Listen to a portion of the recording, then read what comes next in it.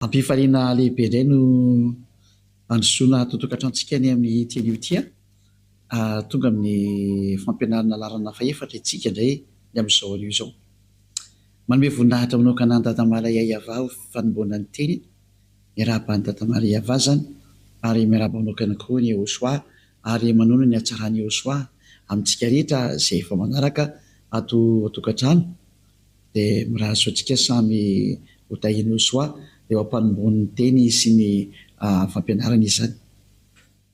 Dia mamerina ny fiarabana antsika rehetra ato tokatrano indray ny tena koa ny ambassadeur-ny Joshua Eliano mandroso ato tokatranontsika ny amin'izao anio izao larana faefatra moa ny fampianarantsika ny amin'ny teny ity, ary matoka fa samy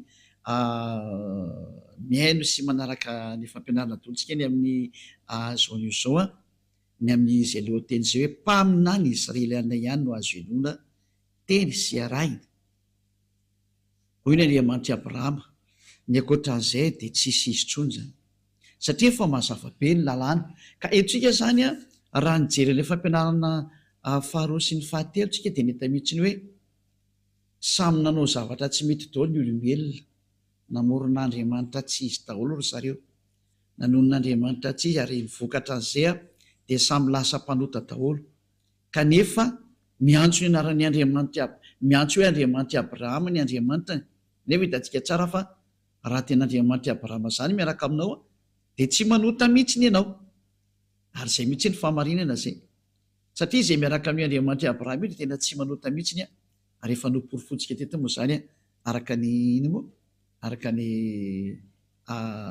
soratra masina hoe izay miaraka amin'ny Andriamanitra Abrahama dia tsy misy an'izany manota zany mihitsy, fa ny miaraka amin'ny Andriamanitra hafa daholo no manota zany.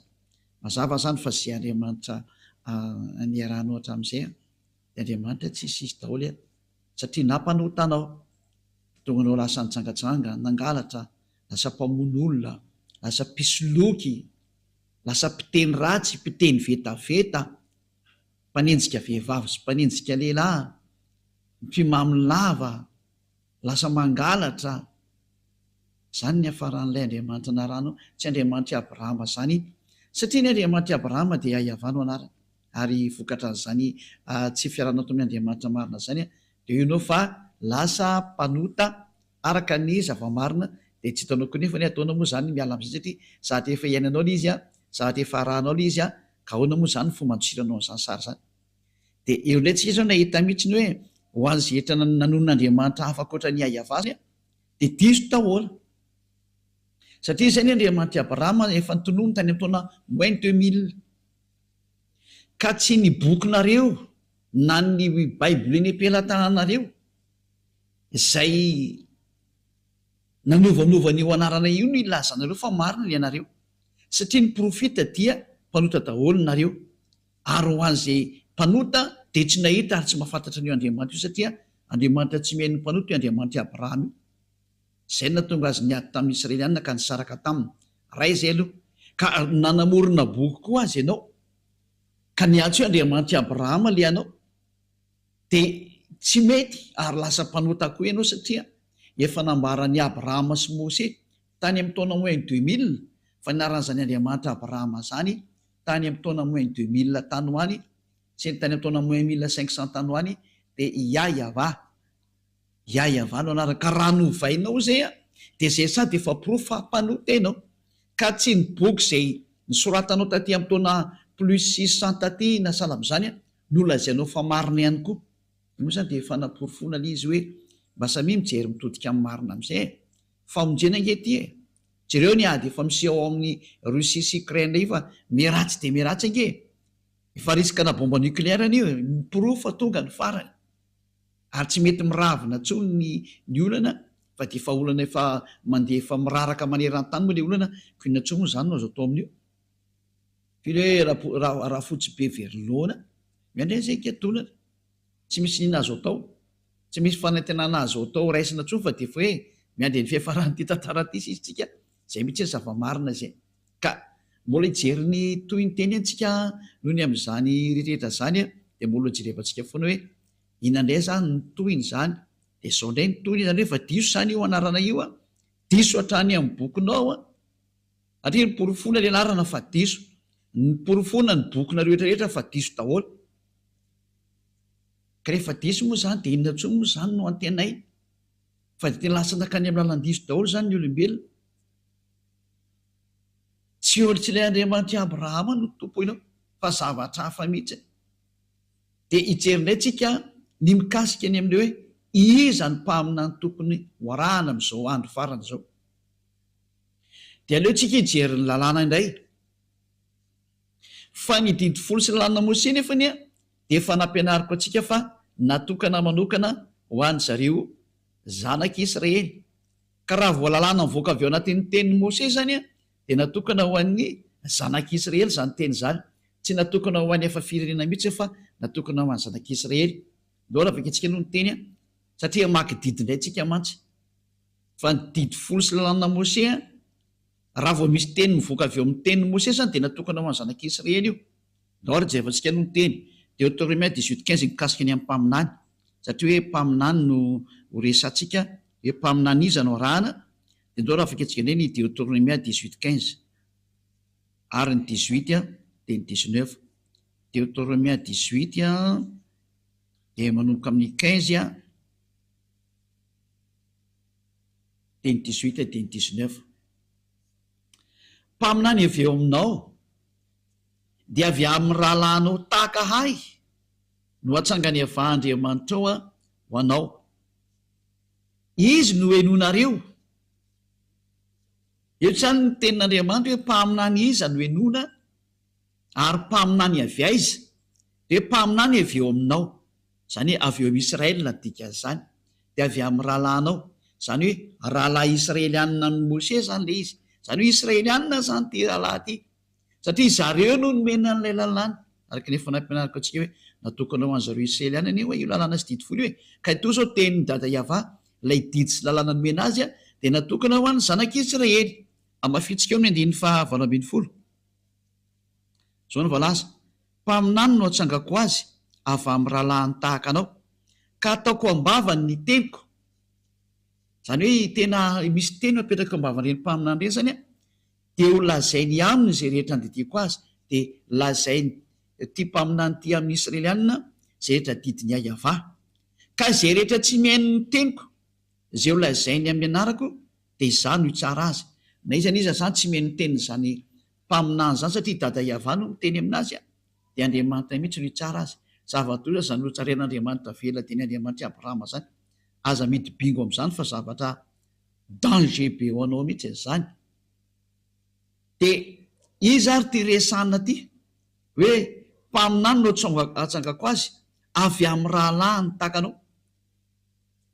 Iza le rahalahiny? Namoaka lalàna, satria misy mieritreritra fa olo-kafa ty rahalahiny Israelianina ty, dia namoaka didy ny Andriamanitra Abrahama fa ity lalàna nomen'Andriamanitra ty a dia natokana ho an'ny zanak'Israely rery ihany, tsy nomena ny hafa firenena mihitsy io.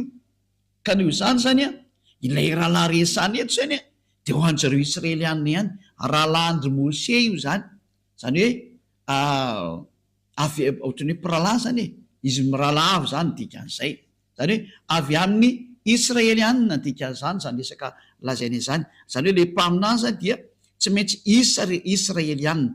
Daholo avy akitsika raha ny lalàna ao bokin'ny Salamo 147 19:20. Salamo 147 19:20. Milaza ny teniny amin'ny Jakôba izy ary ny didiny sy ny fitsipiny tamin'ny Israely.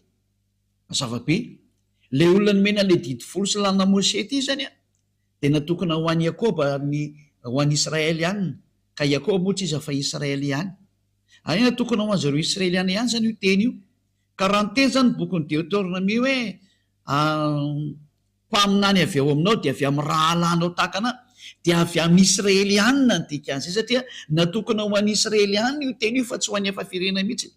20 manamarina an'izany. Tsy nanao toy izany tamin'izay firenena hafa izy, zany hoe tsy hidiran'ny efa firenena mihitsy zany resaka lalàna ny Mose ka hitsofotsofo ny efa firenena. Zany hoe am'izao teny zao dia voatsipaka mariny rano ny hafa firenena hoe tsy mahazo manao mpaminany ianao, ka an'olo tena hoe za dia mpaminany Yahva Andriamanitra Abrahama, satria ny Andriamanitra Abrahama dia mametraka lalàna mihitsiny hoe tsy nomena anao hafa firenena zany didy folo sy lalàna Mose zany, ka ianao ny hitsofoka ao anatin'ilay hoe ho lasa mpaminany Israelianina. Fa ny mahazo mitsofoka ho isan'ny mpaminany Israelianina miara-dia amin'ny Andriamanitra Abrahama dia namohan'ny Mose didy hoe araka ny didin'io Andriamanitra Abrahama io mihitsy nanao hoe tsy nomenanao hafa firenena zany, noho zany tsy mahazo miditra ao ianao hafa firenena dikan'izany ho antsika rehetra zay meno an'le teny, tsy mahazo miditra ao ianao dikan'izany. Ary zao ny fitsipiny tsy mba fantatra ireny, tsy fantatra anao zany ny fitsipiko dada Yahva mikasika ny Israelianina io, zany hoe tsy azonao hidirana mihitsy io satria zavatra tsy fantatra anao. Matoa zany no niditra tao nandika lalàna, nandika ny didiny dada Yahva, nandika ny didiny Andriamanitra Abrahama, ka raha misy zany mpaminany laza fa izao dia mpaminany atao mitariky ny mpaminany Andriamanitra Abrahama, kanefa izy tsy Israelianina dia efa diso araka an'io teny io, fa tsoina be vava zao sary zao. Raha vaketsika eny ny bokyny lalàna arikatra ny bokyny Exodosy toko 10:10 Exodosy toko 10:10 dia ny andininy 7 fanaporofona fa tena hoe natokana ho any zanak'Israely mihitsiny ny miaino an'ity resaka didy folo sy lalàna Mose ty zay nitoriany Mose zany na hoe Moïse na Moses na Mosa hozy Islamo. Dia zao vaketsika zao ny vakina. Ary Mose niakatra ao amin'Andriamanitra, Exodosy 19:3-5, dia niantso azy Yahva tao an-tendrombohitra ka nanao hoe izao no lazainao amin'ny taranak'i Jakôba sy ambaranao amin'ny zanak'Israely. Mbola voalaza mihitsy zany fa natokana ho an'ny taranak'i Jakôba sy ambaranao amin'ny zanak'Israely ty resaka didy folo sy lalàna Mose ty. Ianareo efa nahita zay nataoko tamin'ny Egiptiana zay nitondrako anareo tamin'ny atriny voromahery ary nampakanesako anareo aty amiko. Ko ankehitriny raha iain'ny feoko tokoa ary ianareo ka hitandrina ny fanekeko dia ho rakitra soa mihoatra noho ny firina rehetra ianareo fa ay ny tany rehetra. Eto zany ny teny dia hoe tandremo ary le fanekeko, ka ny mitandrina ny fanekeko dia nitsindriana mafa ho an'ny zanak'Israely irery any. Tsy natokana ho an'ny hafa firenena mihitsy za fa natokana ho an'ny zanak'Israely irery any. Ka izany teny zany dia manino miteny mivantana amintsika mihitsy fa tena hoe tsy mety mihitsiny ny hafa firenena miditra ao ary tsy azo hidirany hafa firenena mihitsiny ao, indrindra fa zany resaka hoe mpaminany zany dia tsy mahazo miditra ho mpaminany Andriamanitra Abrahama mihitsy ianao raha vao tsy Israelianina. Lalàna navoaka ny Andriamanitra Abrahama zany tamin'ny alalan'ny Mose zay efa nihaona taminy ary niaraka taminy. Ka ny Andriamanitra Mose zay Andriamanitra Abrahama mihitsy no teny hoe tsy mahazo miditra mihitsy ny hafa firenena, tsy azo atao mpaminany zany ny Amerikana na Anglisy na Frantsay na Afrikana na Arabo na Sinoa na Australiana nizaniza, fa Israelianina irery any no mahazo atao hoe mpaminany araka ny lalàna navoaka ny Andriamanitra i Abrahama io zany. Ka eo indrindra zany mazava zany zay fa raha vao tsy mpaminany Israelianina dia tsy mety. Dia tsy ianao zany mandinika eo izy le mpaminaninao. Samy mieritreritra, samy mandinika ny azy. Fa mazava ny lalàna hoe rehefa tsy Israelianina io dia tsy izy io. Lalàna zany. Ary tsy azonao toerina mihitsy zany satria Andriamanitra Abrahama mihitsy namoaka an'io didy io. Noho izany rehefa tsy Israelianina le mpaminany arahanao dia faute ianao. Ary mpanoty ianao mpandika lalàna ianao dia ianao le hiara-ny atezerana io dada Yahva io mihitsy satria tsy meny mpanota zany io. Zany hoe diso adresy ianao. Voafitaka ianao zany ny dikan'izay. Mahitsy be le teny io niarantsika ny jery samy miara-mahita atsika. Afaka jerevanao ateo anatin'ny bokin'ny Sefer Torah io vaketsika io. Any amin'ny bokin'ny Torah zany Exodosy zany gala Shemot ny dikan'izany any. Dia mazava be io teny io zao. Mpaminany Israelianina. Ka eo amin'izay mpaminany Israelianina zay izy ara no mpaminany farany tao Israelina. Iza no mpaminany farany. Ny mpaminany farany tao Israel dia tsy iza fa Yahosoa. Io ilay tena mpaminany farany Yahosoa no anarany. Ary voaporofo mihitsy izay teny zay araka ny boky tany Israel. Ny boky tany Israel mihitsy nanamarina fa tena mpaminany zany Yahosoa zany. Io ilay nivainy zareo anarana hoe Jesosy na Jesoa, zay Grika zany anarana zany. Ary navainy zay zao le ho an'ilay miantso an'izany Jesosy zany. Ho an'ny Silamo indray misy dia miantso hoe Isa, fa tsy Isa zany anarany fa Yahosoa. Reny le fandikana teny diso daholo reny, dia samy nanovanova daholo mihitsy ny olombelona, fa ny mpaminany farany ny anarany dia antsoina hoe Yahosoa. Ary izay miaraka amin'ny mpaminany farany io dia tsy manota intsony, satria io mpaminany farany io no nomeny io Andriamanitra Abrahama io ny lalàna sy ny didy. Andao ro jerevantsika araka ny tantara tao Israel, fa tena mpaminany zany. Akareo Israeliana no mamaritra ny mpaminany eo aminazy sy ny tsy mpaminany eo aminazy, fa tsy ny mpitondra fivavahana akoriny, fa ny vahoaka no mahafantatra hoe mpaminany io na tsy mpaminany. Ka raha vao mpaminany ny olona anankiray kosa ny vahoaka, dia tsisy mahazo mikitika an'izy satria izy no mitondra teny.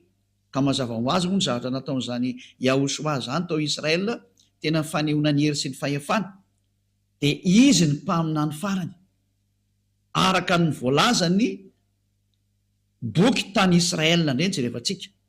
Ary nisy nanoratra an'ireo boky ireo dia ireo no jerevantsika hoe mpaminany ve izy. Izy moa tsy milaza fa mpaminany tokoa izy, dia ny olona tsy mahay ny tantaran'ny Israeliana no tena tsy mpaminany. Ary mbola hitantsika ihany zany amin'ny tenin'ireo any Israel, dia izay niaraka tamin'ireo mpaminany ireo dia ilay mpaminany antsoina hoe Yahosoa. Nanana mpianatra izy, ary tao amin'ny tantaran'ny mpianatra no nahitana zany histoara zany hoe mpaminany io Yahosoa io. Ary io no henonareo, ary ny hainao azy tokoa ny vahoaka Israeliana, ny henon'ny fampianaran'izany Yahosoa zany ny vahoaka Israeliana. Ary amin'ny manarivorivo mihitsy nanaraka anazy teny an-dalana teny. Saingy ny alina moa le mpitondra fivavahana jiosy dia ny vonoany. Ny jiosy natao Israeliana dia ny vonoany. Ka ho jerevantsika ao anatin'ny soratra masina jiosy, satria ao amin'ny jiosy ihany tsika maka an'ilay tantara zany. Dia ao amin'ny soratra masina jiosy indray misy ny teo testamenta vaovao, ka mitantara n'ity Yahosoa ity izay testamenta vaovao izay. Dia ny testamenta vaovao mihitsy ny anaran'ilay mitondra anazy dia atao hoe Yahosoa. Dia ao anatin'io boky io no ahitana ny tantaran'ilay mpaminany farany atao hoe Yahosoa.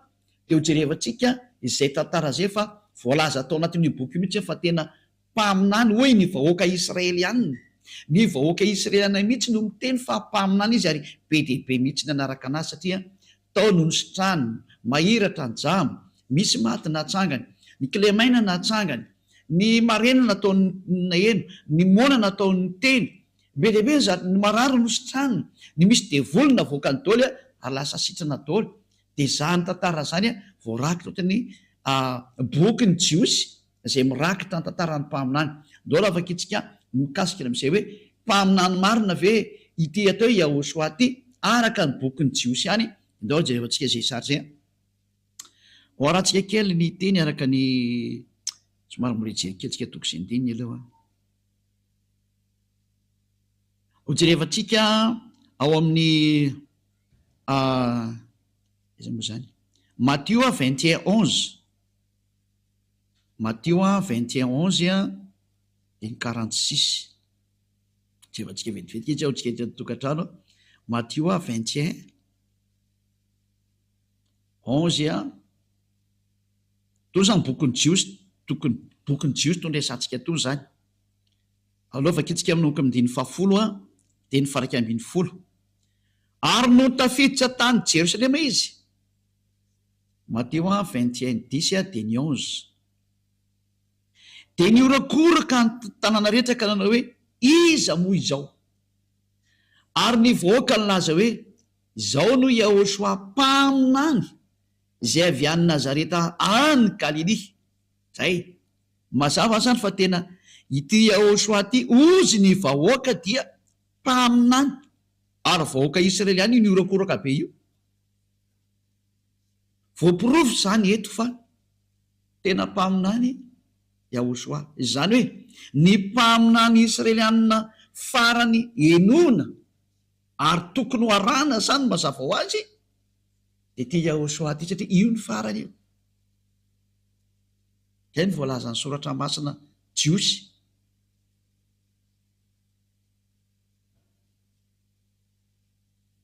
Mahitsy be mihitsy ny teny hoe ny vahoaka mihitsy no niarany laza ary niorakoraka hoe mpaminany Yahosoa zao tonga zao lay avy any Nazareta any Galilea. Zay ry zay mazava zany fa tena mpaminany Yahosoa araka an'izao teny voalaza amintsika zao vakitsika neny manaraka Matthieu 21:46 ndray hoe tsy sany sambotra ny Yahosoa ny mpitondra fivavahana Jiosy satria ny vahoaka ny laza fa mpaminany izy ka so matin'ny vahoaka indray ianao tsy azoko tena mantsy ny mpaminany ao amin'ny 9:70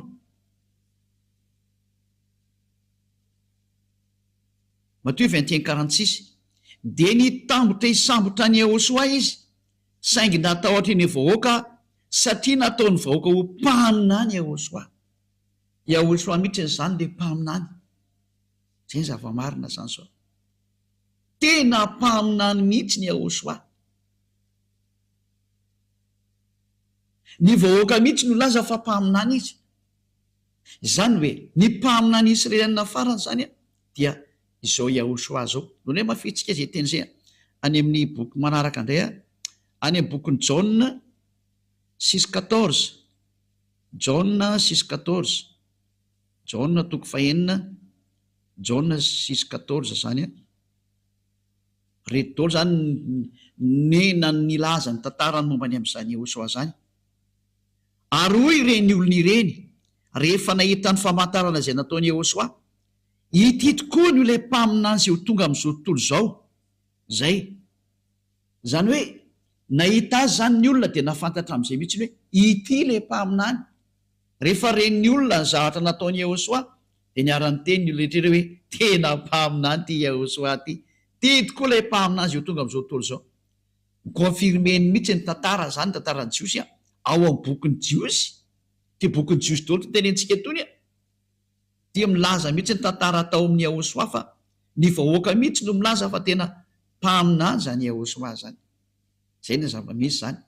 Ka tsy azo ny anglisy ho toeriny zany, tsy azo ny sinoa toeriny zany, tsy azo ny afrikanina toeriny zany, tsy azo ny arabo toeriny zany, tsy azo ny rosianina toeriny zany, tsy azo ny japonais toeriny zany, fa satria ny israeliana no nyteny zany tantaran zareo zany dia tsy azonao lavina. Ka ny vahoaka mihitsy no milaza fa mpaminany zany Yahosoa zany dia tsy misy olona mahazo manohitra an'izany. Latsika jery teny hafa mbola ao anatin'ny bokin'ny Jiosy any ty hojerevantsika ty ao amin'ny bokin'ny Lioka indray ny vakitsika Lioka 24:19 Lioka 24:19 Lioka 24 izy zany fa hoy izy taminy Lioka 24:19 zavatra manao ahoana moa izany? Ary hoy izy ro lahy taminy, ny amin'ny Yahosoa avy any Nazarety mpaminany mahery tamin'ny asa sy ny teny teo anatrehan'Andriamanitra sy ny vahoaka rehetra. Tena mpaminany teo anatrehan'ny vahoaka mihitsy izy. Manaiky azy daholo ny vahoaka fa tena mpaminany izy. Ny vahoaka mihitsy nametraka fa mpaminany izy noho ny amin'ny asa izay nasehony sy ny famantarana nasehony ny hery sy ny fahefanana anany dia niaiky ny olona fa tena mpaminany izy. Ny vahoaka nametraka azy ho mpaminany tsy azonao lavina mihitsy zany. Izy niza mandany zany dia anao nge zany manohitra ny zava-misy any amin'ny fireneny olona. Le vahoaka kosa mahita ny zavatra nataony teny fa mpaminany io. Tsy azonao lavina le izy. Mpaminany lehibe izy. Zay le hoe mpaminany avy aminao ny enonao ary nefa raha teo amin'ny Yahosoa zany. Ary zany Yahosoa zany zay rehetra niaraka taminy dia tsy nanota intsony. Zay. Ary ty Yahosoa ty no namoaka didy. Namoaka didy izy araka ny Jaona 12:49 fa didin'Andriamanitra ray mihitsy izy netiko. Jauna 12:49 ka ho an'izay rehetra mametraka fa mpaminany ka ny vahoaka moa no metraka hoe mpaminany dia tsy azonao lavina mihitsy iny zany. Dia ny mpaminany zany dia mitondra ny teny Yahova dia namoaka didy izy ny dikan'izay. Dia hoe apetraka ao amin'ilay mpaminany ny didiko izy ny tenin'ny dada Yahova. Le tare amin'ny Deutéronome 18:15 Deutéronome 18:15 le miteny hoe apetraka ao ambava ny didiko dia ho lazainy aminareo ny teniko izay andidiko anazy. Dia eto koa zany nomenany Yehosoa koa ny didy araka ny Jauna 12:49. Jauna 12:49 ary no vakitsika. Dia etsika zao ahita mihitsy fa hoe nitondra didy zany zanaka mpaminany lehibe zany ary ny didy nomena azy dia ty ny fanaporofona Jauna 12:49. Satria zao tsy niteny ahy fa niraizina niraka izy no nandidy azy eo lazaiko sy izay ho toriko ary fantatry fa fiainana mandrakizay ny didiny koa izay lazaiko dia lazaiko araka n'izay nolazainy ray tamiko. Mazava be zany ny teny eto fa ity Yehosoa ty zany dia nampitondrain'Andriamanitra ny didiny araka le teny tary amin'ny bokin'ny Deutéronome tary hoe misy didy omena amin'ny mpaminany ary ho zarainy amin'ny olona omen'ny olona. Ary ny didy ao amin'ny Yehosoa dia ny didiny amin'ny fanafana ny olona amin'ny fahotana. Tsy mahay manao teny intsony izay miaraka aminy. Io le Andriamanitra Abrahama miteny hoe mpaminany ny anonao ary le mpaminany farany ny vahoaka mihitsy no teny azy dia hoe Yehosoa no anarany. Ny confirme ny vahoaka atao Israela tamin'izany fotoana izany ka tsisy afaka mandany izany mihitsy. Tsy azo lavina tahaka ny Isaia mpaminany dia nekeny olona fa mpaminany Israelianina. Tahaka ny Jeremia mpaminany dia nekeny olona fa mpaminany Israelianina. Aotr'izany koa Yehosoa dia nekeny vahoaka fa mpaminany Israelianina ka tsy azo lavina mihitsy izany hatramin'ny farany. Satria nitondra ny teny ny dada Yahova izy araka ny teny mpaminany. Mbola ho resantsika mihitsy moa manaraka hoe ahoana ny fanaporofona fa tena mpaminany izy ary izy mihitsy le mpaminany. Fa araka ny lalàna Mose indray mbola omeko izay teny izay. Fa eto dia miteny mihitsy hoe ny vahoaka mihitsy ny Israelianina izay mahafantatra ny ato hoe mpaminany dia ireo mihitsy no teny vantana mihitsy hoe mpaminany io Yehosoa io. Mpaminany izy. Ary izy no mitondra ny fanekena vaovao ho an'izao tontolo izao, ho an'ny firenena rehetra eto ambonin'ny tany. Izy ny fanekena vaovao. Izay moa zany amin'ny Israelianina izay resaka izay no mandeha fa ho an'ny efa firenena mbola mety tsy fantany izany fa izay indray resaka samy Israelianina zany sujet zany. Fa eto fotsiny ilay misintona antsika hoe ny mpaminany enoana zany ny mpaminana farany Israelianina dia ny mpaminany Israelianina farany nomen'Andriamanitra ny didiny dia ity atao hoe Yehosoa ty ary ny vahoaka Israelianina mihitsiny izay tsy azonao lavina mihitsiny no nametraka fa tena mpaminany izy. Zany tsy azonao lavina. Tsy azon'iza lavina satria ny vahoaka Israelianina no tsindriko mafy teo no nilaza fa tena mpaminany izy. Mazava zay. Amin'izao vaninandrontsika zao arany. Satria hitantsika fa ity Yehosoa ty ny mpaminany farany. Inona ary ny tenin'io Yehosoa io mikasika ny amin'ny mpaminany. Satria tsy maintsy eo aminazy zany ny didy no enoana. Mivoaka amin'ny vavany zany le didy no enoana. Dia mbola ao amin'ny bokin'ny Jiosiany no jerefantsika araka amin'ny boky misy boky atao hoe Apokalipsy indray. Mbola bokin'ny Jiosiany zay. Ao anatin'izany bokin'ny Apokalipsy zany misy ny fanambarana nataon'izany Yehosoa zany. Fa ny mpaminany indray amin'izao vaninandrontsika zao dia izay mitory an'i Yehosoa. Ny olona mitory an'i Yehosoa no atao hoe mpaminany amin'izao vaninandro farany zao. Ka tsy misy olombelona mitory an'izany anarany Yehosoa ilay manala amin'ny fahotana ary lasa tsy mpanoty antsony izay miaraka aminy eto ambonin'ity planeta terranareo ity afa-tsy ny ambasadeuran'i Yehosoa izay antsoina amin'ny anarana hoe Elia. Elia rery sisa no mitondra an'izany anarana zany zao. Ary mampianatra an'izany atao hoe Yehosoa zany. Tsy mampianatra zavatra hafa Elia fa tsy Yehosoa rery ihany. Satria ny didiny Yehosoa dia zao hoe araka ny didin'io Andriamanitra Abrahama io taminazy. Andriamanitra Abrahama no niteny taminy hoe zao ny lalàna. Apokalipsy 19:10 fa ny filazana ny Yehosoa ao am'izay milaza ny Jehosoa zay ao indray ny fanahiny faminaniana no mandeha didy vaovaonay zany hoe maninona ny lasa ohatran'izany satria hitodika ho any amin'ny jentilisa indray Andriamanitra de Andriamanitra Abrahama io todika ho any amin'ny jentilisa izy de lozika be zay mitory any Jehosoa indray makany amin'ny jentilisa any no misy ny fanahiny faminaniana de zao hitanareo eto amin'ity fampianarana mivoaka ity zao Apokalipsy 19:10 ary zay ny amaranantsika anazy androany fokely ny fampianarana tamin'ny teny io ity fa tsy maninona zany nefany satria zay koa ny mapety anazy Apokalipsy 19:10 Apokalipsy 19:10 dia nikohoka teo amin'ny tongony eo mba hivavaka aminy ary izy tamiko tandremo aza manao an'izao anao fa mpanompo namanao ihany aho sady naman'ireo rahalanao zay mitazona ny filazanany tanany filazanany Jehosoa Andriamanitra ihany ny vaovao fa ny filazanany Jehosoa no fanahiny faminaniana zany hoe ny olona milaza ny Jehosoa zany dia zao ataony ambasadeur-ny Jehosoa Elia zao ataony Elia zao zany no proof fa mandehandray ny fanahiny faminaniana ao amin'ny Jehosoa mantsy ilay fanahiny faminaniana izy ny mpaminany farany ary izy ny mamoaka baiko farany de ny baiko farany avoakan'izany Jehosoa zany de zao ny filazana azy indray ny fitorianany Jehosoa satria rehefa mitoriany Jehosoa de tsy maintsy mitorany Yahvasy naniraka anazy de ny filazana an'izany Yahvasy Jehosoa zany zay ny atao hoe ao ny fanahiny faminaniana zay ny didina avoakan'Andriamanitra farany de Andriamanitra Abrahama de ajantsika eto aloha ny fampianarana ny amin'ny teny io ity fa jerendrika hafatsika ny amin'ny manaraka fa ampy aloha zay etretinareo hoe mpaminaniza no enona zany zao de mpaminany Israeliana ary tsy mahazo mivoaka amin'izay anao ohatrany hoe ahoana mampaminany anao indray ary ambasadeur-ny Jehosoa zany de mpaminany mihitsy izy Elia zany mpaminany Elia le tany alobe tany mpaminany tamin'ny androny Abam-panjaka mpaminany izy de matony hoe Elia mpaminany Elia mpaminany le même personnage misy am'izao tsika miteny zao am'izao tsika miteny zao ohatsy ny teny dada Yava nampitondraina ny Jehosoa mpaminany de hoe zay mitory any Jehosoa satria rehefa mitory any Jehosoa de automatika mitory any dada maly Yava Andriamanitra Abrahama de ao indray ny fanahiny faminaniana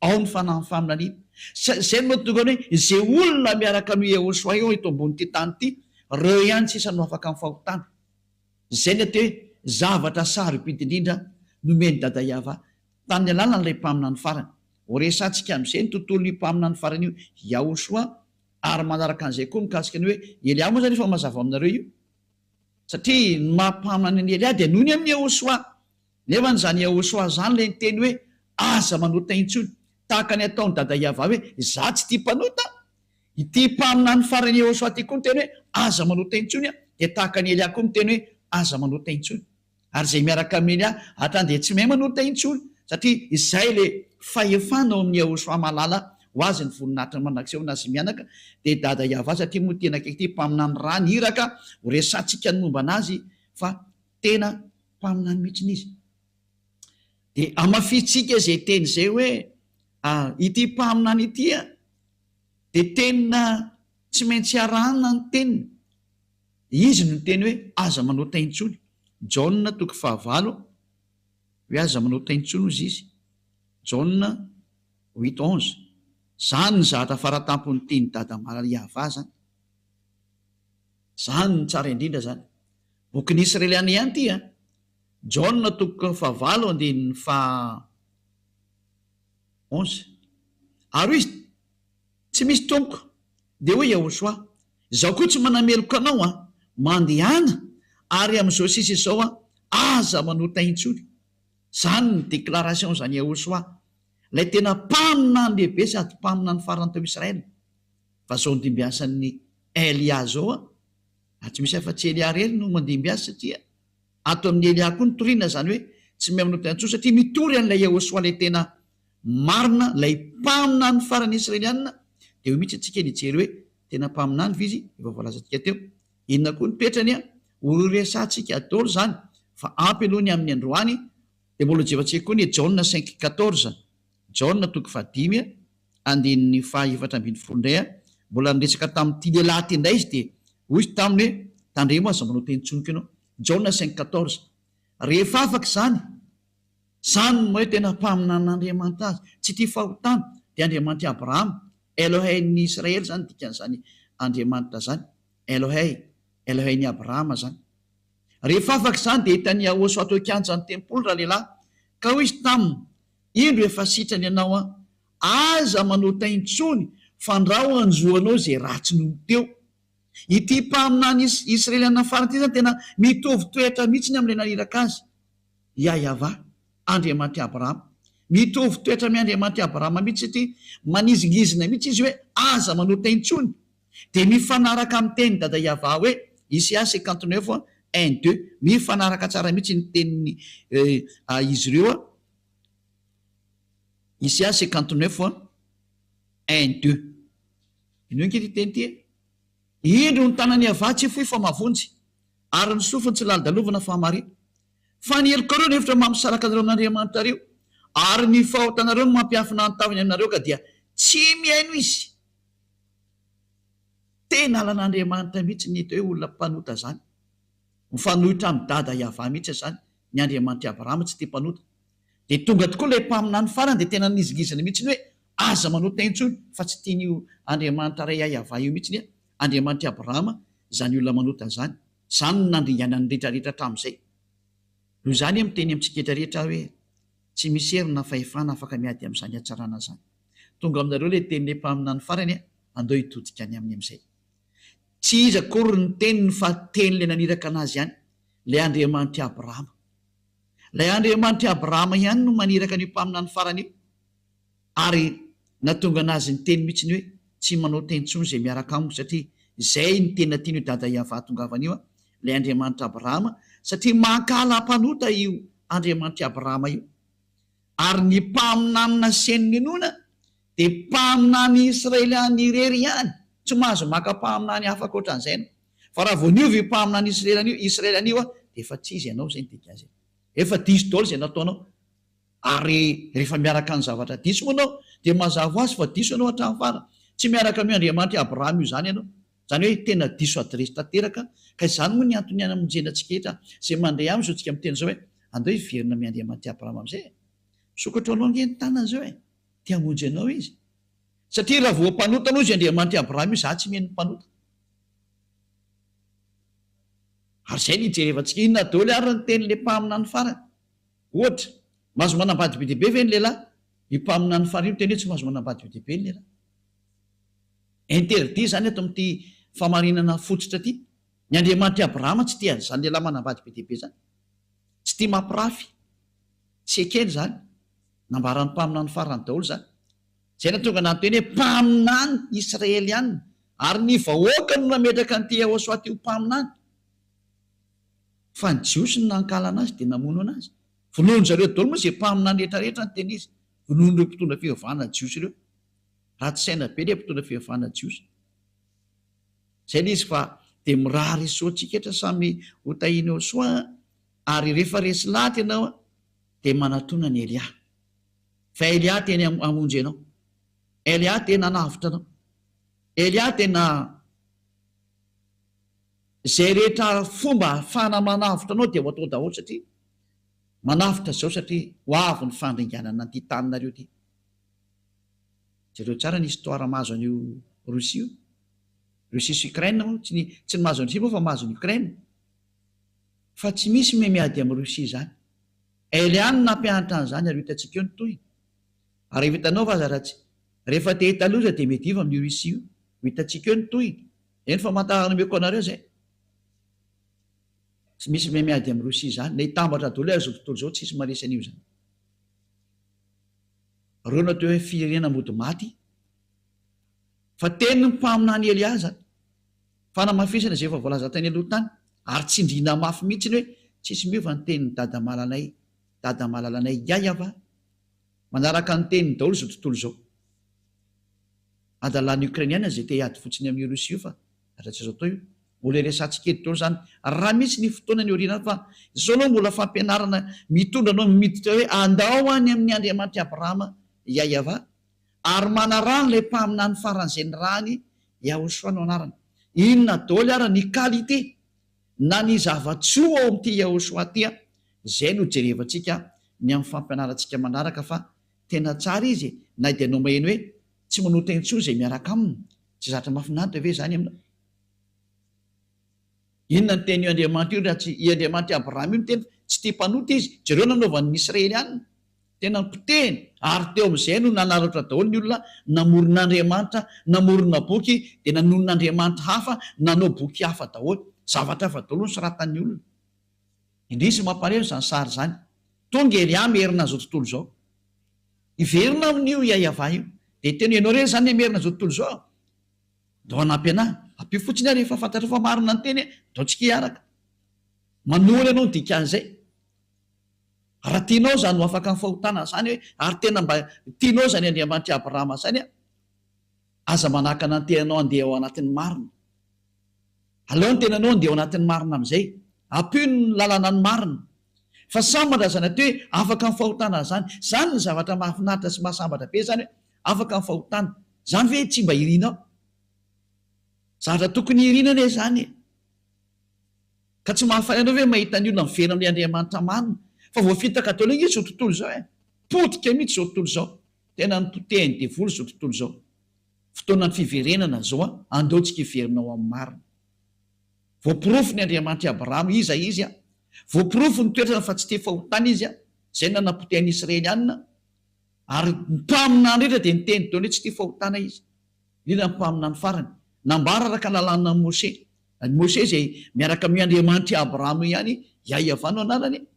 Anjarantsika amin'izay miverina mitodika ao amin'ny Andriamanitra marina Yahava no anarany. Ary rehefa resy lahatra ho ianao manatona ny Elia ary andao tao batisa. Fa tsy maintsy atao batisa vao mety io.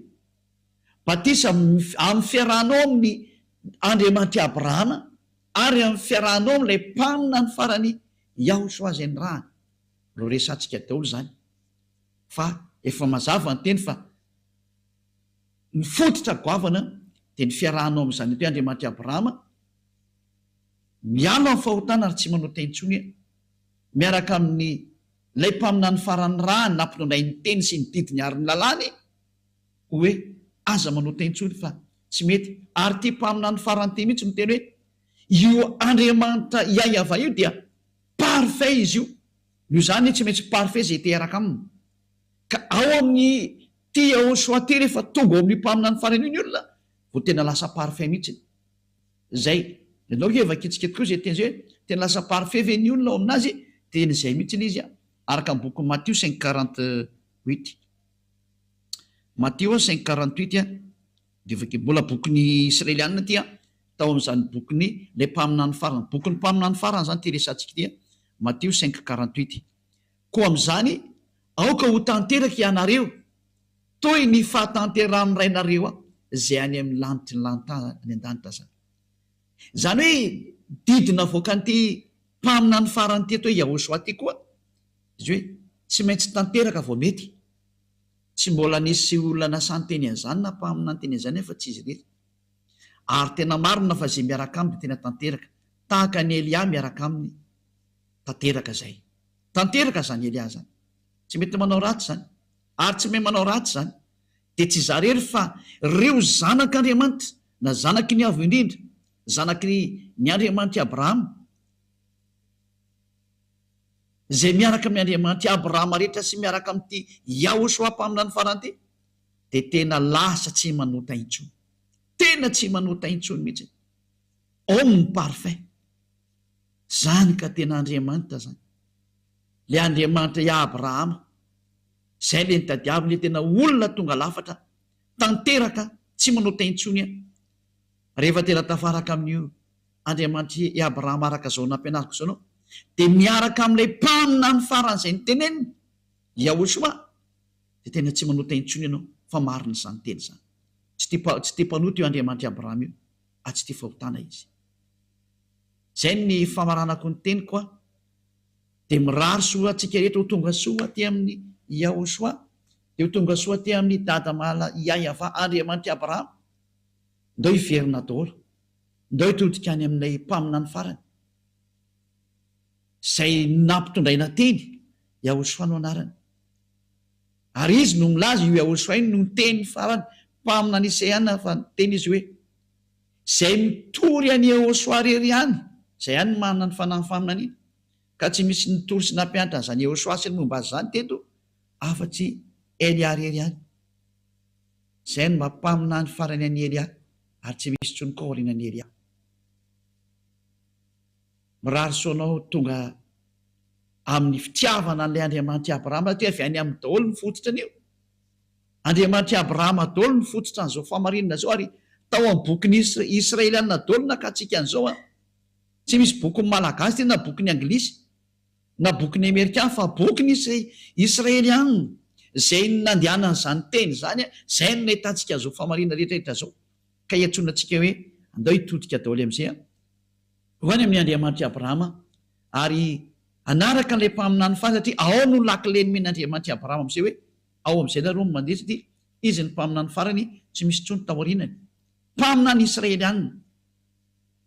Ary tena ary ianao e malagasy koa ianao milaza fa ianao koa mba mpaminany, nefa nivakeko ny lalàna fa io Yahosoa io nefa nahazo didy avy any amin'ny dada Yahava Andriamanitra Abrahama hoe zay mitory anao, satria zay mitory anazy dia mitory an'io Andriamanitra Abrahama ihany koa Yahava no anarany, zay mitory any Yahosoa. Ka ingamo moa Yahosoa tonga teo raha tsy nisy an'io ino moa ity ina moa raha tsy tonga io mpaminany io tsy afaka nandeha ny mpaminany raha tsy nisy mpaminany koa ny teny anazy. De gaga ianao apiko kely hoe ary ianao tao amin'ny teny hoe zanan'ilay mpaminany zay indrindra. Ampianatra an'izay kely indray aloha parantesy kely. Ozy ny olona hoe tsy niteraka io Andriamanitra io. Be dehibe ny fampianarana manao an'izay ihany. Ka nareo no namorona boky zany, any amin'ny boky hafa any no misy an'izany. Izay bokin'ny foronina dia lasa zany izy. Fa raha vao bokin'ny Israeliana dia tena misy mihitsy izany teny zany. Tena misy zany. Lola vaketsika le teny. Andao vaketsika ny bokin'ny Salamo. Fa ny bokin'ny Salamo mihitsy no miteny hoe zanako ianao izy dada Yahava, ilay Andriamanitra Abrahama, zanako ianao, za niteraka anao androany. Ka ny bokin'ny Israeliana rehetra amin'ny Sefer Torany Jiosy dia milaza mihitsy fa tena miteraka io Andriamanitra Abrahama io. Voalaza ao zany. Fa rehefa boky hafa any dia mizahatra hafa ny teneny. Fa ny boky réel ao anatin'ny Jiosy dia niteraka io Andriamanitra io. Donay vaketsika izay teny izay araka ny bokin'ny Psalme na Psaume na Salamo. Salamo firme izy teo. Salamo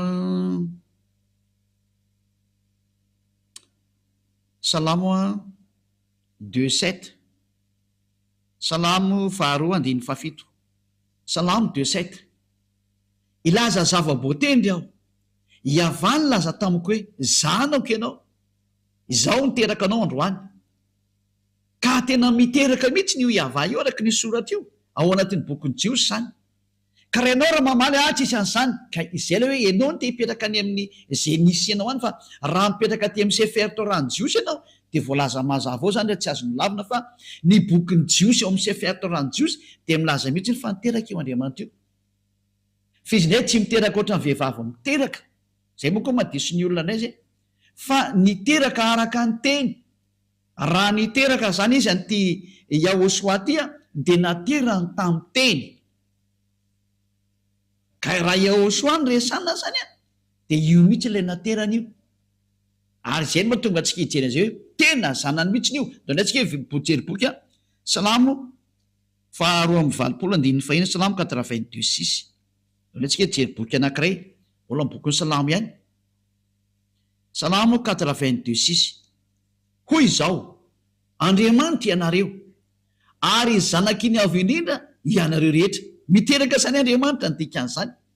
Satria misy zanaky ny avo indrindra ary le zanany nataony hoe Andriamanitra ianareo. Miteraka zany io Andriamanitra io ny dikan'izay ao amin'ny bokin'ny Jiosy, any amin'ny bokin'ny Salamo. Ka tsy azonao lavina koa zany satria ao anatin'ny bokin'ny Jiosy zany. Le Andriamanitra Abrahama ny teny izany mihitsy. Fizinay hoa tsy niteraka ohatran'ny vehivavy miteraka fa araka ny teny. Dia izay nahatonga ilay mpaminany ny teny hoe tamin'ny voalohany teny ary ny teny tao amin'Andriamanitra ary ny teny dia Andriamanitra. Izy dia tao amin'Andriamanitra hatramin'ny voalohany. Izany hoe ity Yehoshua ty zany araka ny nampianarin'io Yehoshua io dia tsy nateraka oatra ny vehivavy ateraka fa nateraka tamin'ny teny. Raha vao ny teny zany io Andriamanitra Abraham io tamin'ny namorona zao tontolo zao, dia iny teny iny no atao hoe Yehoshua. Zay. Fa tsy nateraka oatra ny vehivavy miteraka, fa ny fiteraka an'Andriamanitra zany ao amin'ny teny izy no miteraka. Vakentsika ny Jaona toko voalohany zany bokin'ny Jiosy daholo miteny an'izany Jaona toko voalohany andininy voalohany. Tamin'ny voalohany teny, ary ny teny tao amin'Andriamanitra, ary ny teny dia Andriamanitra. Izy dia tao amin'Andriamanitra tamin'ny voalohany, ary izy no nahariana ny zavatra rehetra, ary raha tsy izy dia tsisy nahariana izao zavatra ary zao na idea iray aza. Ao amin'ny bokin'ny Jiosy zany dia ny bokin'ilay mpamina ny farany Yehoshua, dia izy mihitsy no laza fa izy dia tamin'ny voalohany, ary ny teny izay tao amin'Andriamanitra, ary ny teny dia Andriamanitra. Bokin'ny Jiosy daholo miteny an'izany. Jerevantsika tary amin'ny bokin'ny Sefer Torah-ny Jiosy tany aloha dia milaza mihitsy hoe fa niteraka Andriamanitra, ary zany niteraka anao izy androany, tsy azo lavina mihitsy izy zay. Tena nisy zany zavatra zany. Ary ilay fiterana koa tsy oatra vehivavy miteraka, fa io voalaza io hoe tamin'ny voalohany teny, ary ny teny tao amin'Andriamanitra, ary ny teny dia Andriamanitra, ary izy dia tao amin'Andriamanitra tamin'ny voalohany. Ka rehefa nivoaka zany le teny, dia inona teo niteraka izy tamin'ilay io Andriamanitra Abrahama ny teny, dia iny teny iny natao hoe zanany, ary zay zanan'izay natao hoe Yehoshua. Ary ilay teny izy dia tonga nofo kanonina tamintsika. Zay ny voalaza zany. Ka mbola ho hanaporo fa tsika lava be mikasika any amin'izay, fa inatsoa moa ny valinao amin'izany teny zany, fa mazava iny izy. Satria ilay mpaminany mihitsy no ny teny fa nahazo didy avy any amin'ny dada Yava izy, ary marina zany. Ary ny bokin'ny Sefer Torah-ny Jiosy misalamo ny teny fa tena niteraka io Andriamanitra io, dia tsy azonao lavina ny izy. Raha mandany zany dia tsy pahanao ny tenin'ilay Andriamanitra Abraham. Satria tany amin'ny Jiosy no nahitana anazy. Zay ny tonga antsika nijery an'ilay hoe boky inona no tokony ho arahana. Rehefa nijery dia boky tokony arahana, dia bokin'ny Jiosy no arahanao. Bokin'ny Israeliana. Noho izany ny famantaranao ny marina rehetra dia ao amin'ny bokin'ny Israeliana, fa tsy any amin'ny bokin'ny foroporonona ny anananany ohatra. Na zay boky mety ambarambaran'olona aminao, fa zay boky tena avy any amin'ny zareo Jiosy, ary zay ny fahamarinana hoe niteraka io Andriamanitra io. Ka tsy azonao lavina lay izy. Ary ty mpamina ny farany ity, zay nampitondray ny teny hoe Yehoshua, dia tena zanana ny naterany mihitsy noho ny amin'ny teny, fa tsy noho ny hoe niteraka ohatran'ny vehivavy izy tsy ndriko tsara. Fa rehefa ny teny izy dia nataony hoe zanany ny teniny. Dia ianao tsy afaka mamaky aty, zay ny teniko. Amin'Andriamanitra azy tsy azonao lavina zay zavatra izay. Ary zay ny teny. Taka ny rehefa namorona izy dia mamorona, zay ny Andriamanitra Abrahama azy. Ka ny farany hatreo zany ny teny mazava tsara amintsika rehetra, zay ny fahamarinana. Mazava tsara amintsika rehetra zay mikasika an'ilay hoe Yehoshua mpamina ny farany, sady nambaran'io Andriamanitra io fa tena zanany mihitsy. Tena zanany izy. Izy ilay teny tao amin'Andriamanitra hatramin'ny voalohany, ary izy no nihevezao rehetra zao. Natateraka ny fahamarinana rehetra ny amin'ny famoronana zany dia tao amin'ny daholo, araka ny nambarana ilay mpaminany Israeliana farany. Ka raha vao manaiky ianao fa mpaminany Israeliana Yehoshua, hoy ny vahoaka Israeliana, dia zanak'Andriamanitra izy, tsy azonao lavina. Izy ilay zanak'Andriamanitra teny an-tarika eto amin'ny bokin'ny Sefer Torah hoe zanako ianao, zany teraka anao androany. Ka izay olona izay tsy izy fa ilay mpaminany farany atao hoe Yehoshua, ilay ny teny hoe aza manao taintsony. Zany hoe tena mitovy toetra mihitsy nisy ilay dadany hoe aza manao taintsony ianao. Zay. Ary zay niaraka tamin'ny rehetra hatrany dia tsisy nanao taintsony, fa tena afaka amin'ny fahotana marina ny teny. Ny ainga atao anatin'ny bokin'ny Jiosy iray manontolontsika hatrany amin'ny mpaminany farany Yehoshua no anarany, ary miporofoky fa tena zanak'Andriamanitra izy, zanako Yava io. Dia amboariko tsara amin'izay ny ahitsiko tsara ny fihevitranao hoe niteraka Andriamanitra, tsy miteraka ohatran'ny vehivavy sanatria, fa rehefa niteny izy dia iny natao hoe ary niteraka izy. Iny ilay niteneny hoe zaho niteraka anao. Zay. Rehefa tiany zany dia zayko. Fa tokony inona kosa ny ary moa anao ho paralelina aminazy ve, ka tsy miady aminy fenao re zany. Normalina be atao hoe zanany ianao, fa tsy hoe paralelina amin'Andriamanitra ianao, fa zanany. Tsara ne zany, tsisy maratsy an'izany mihitsy.